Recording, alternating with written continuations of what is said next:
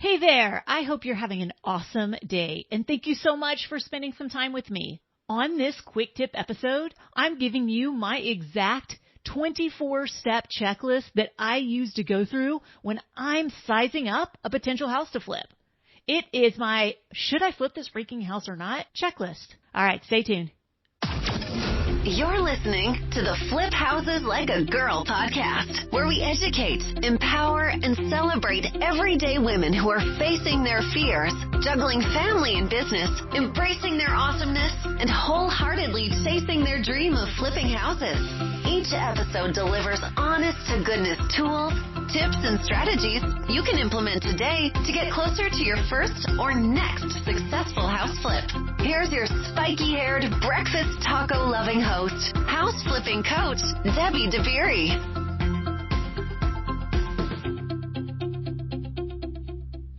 All right, check it out. So we are talking all about my 24-point should I flip this freaking house checklist. Okay, so this is exactly the thought process and the checklist and the exercise that I go through when I am looking at a potential house to flip. Okay, the first thing we're doing on your way to the property, you need to be checking things out. What are the streets like? Are there potholes? Are there tons of speed bumps? Like, just what are the streets like? Also, what are the houses like leading up to the house that you are checking out as a potential flip? Are the houses well kept? Are they all super trashed? Are they boarded up? The way you feel when you're approaching the property is the way your potential buyers will feel. And do you remember my number one secret to being wildly successful at flipping houses? It is give buyers what they want, where they want it. That's it. That is so simple. So you're going to want to investigate any route that a potential buyer might take to arrive at that property. Okay, so in order to check off this first item, you need to investigate all routes that lead to the house. Okay? Awesome. All right, number 2. When you pull up, you're looking at curb appeal. Well, I'm looking at curb appeal. That's the second thing I do. I check it out and I'm like, okay, awesome. What are some quick and easy things that I can do to help this house really pop? Okay? The third thing, when I get out of the vehicle, I am listening. I am thinking. I ask myself, what do I hear? Do I hear trains? Do I hear airplanes? Do I hear sirens because I'm right down the road from a firehouse? What do I hear? Do I hear constant highway noise? All of those things are highly likely to reduce or shrink your buyer pool. Okay? And again, we want to appeal to the masses because we are trying to minimize our risk everywhere we can. So we're choosing the right house to flip. Okay? All right, so the third thing was, what do I hear?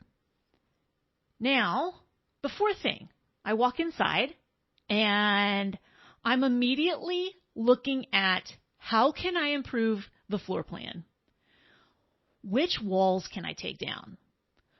Which rooms can I make bigger? Which rooms can I bring in more light to? Which rooms can I make feel more open, more spacious?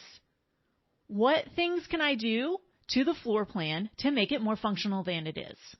The fifth thing I do, and this kind of goes hand in hand with the previous one, but it also includes some other stuff. So the fifth thing I do is I look at where can I easily add value.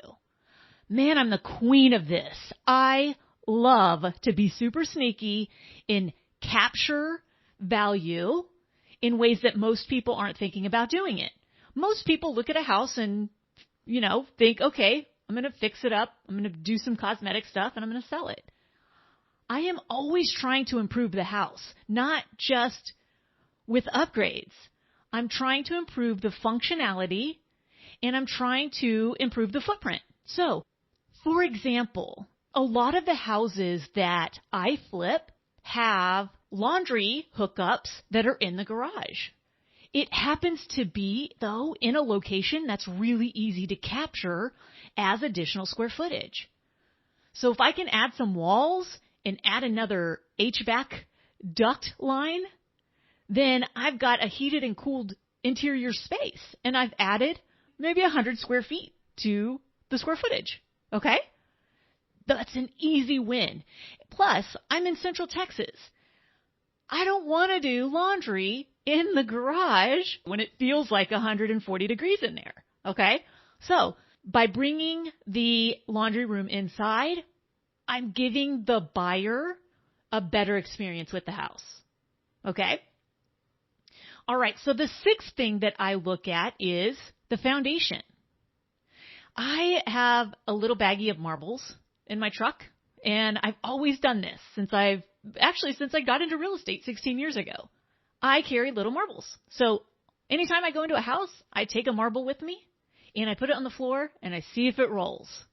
So I want to know, is the foundation off? Is it unlevel? And how unlevel is it? Now, if I can't feel it as much, but the marble picks it up, then it's probably within tolerable limits. Now, that said, I can pretty much feel any foundation that's off. I'm super sensitive to it. So I don't necessarily have to use the marble anymore, but I still have a little baggie of marbles. And my son likes to do it, so that's fun. All right, so you want to feel it, right? You want to see, what does it feel like when I walk across it throughout the house? You're also looking at the walls. Are there diagonal cracks, diagonal stress cracks, especially around windows and door frames? Because that is a telltale sign that you've got some foundation issues going on. The seventh thing that I look at and consider is the condition of the interior walls. Okay, again, since I've already just been looking for diagonal cracks to give me a clue as to whether there's some foundation stuff going on, I'm looking at, do I need to patch any holes? What is the existing texture on the walls? Is it this like the starburst? Is it orange peel? What is it? Is it minimal? What is the existing texture? So I'm investigating the condition of the walls. All right, the eighth thing that I am looking at is I'm looking at the age and the condition of the windows. For the most part, I am replacing all windows in my projects for a few reasons. The main one being that it is so much easier for us to do it when we are renovating these houses than to put that on the future homeowner, because we've already got walls opened up. We're already about to paint the interior. We're already doing the work. So I am going to replace the windows, and I'm not going to put that on the buyer 95% of the time. Now, if the windows are in good shape, then I won't replace them. But for the most part, the windows on the houses that I do are, circa 60s or 70s and single pane and just not great, not efficient at all. So I'm replacing them. Okay. The next thing that I'm looking at, which also plays into where I can easily add value and how I can improve the floor plan, I'm looking at the kitchen. What can I do to make this kitchen wow people? Kitchens and bathrooms sell, right? What can I do to get that wow factor in this kitchen? And then that leads to number 10, and that's the bathrooms. What can I do in the bathrooms to do the same thing? And then I'm looking at the bedroom sizes. So the 11th thing on my list, I'm looking at bedroom sizes and potentially, can I improve the floor plan? Is it a 4-2 right now, a 4-bedroom, 2-bathroom, and with a smaller master? But I could capture the space of an adjacent bedroom and make it a 3-2, but make it even more valuable than it would be as a 4-2 because it's a bigger master. These are things I'm constantly thinking about when I'm looking at houses, and you've got to get in the practice of this. Don't just look at things on the surface.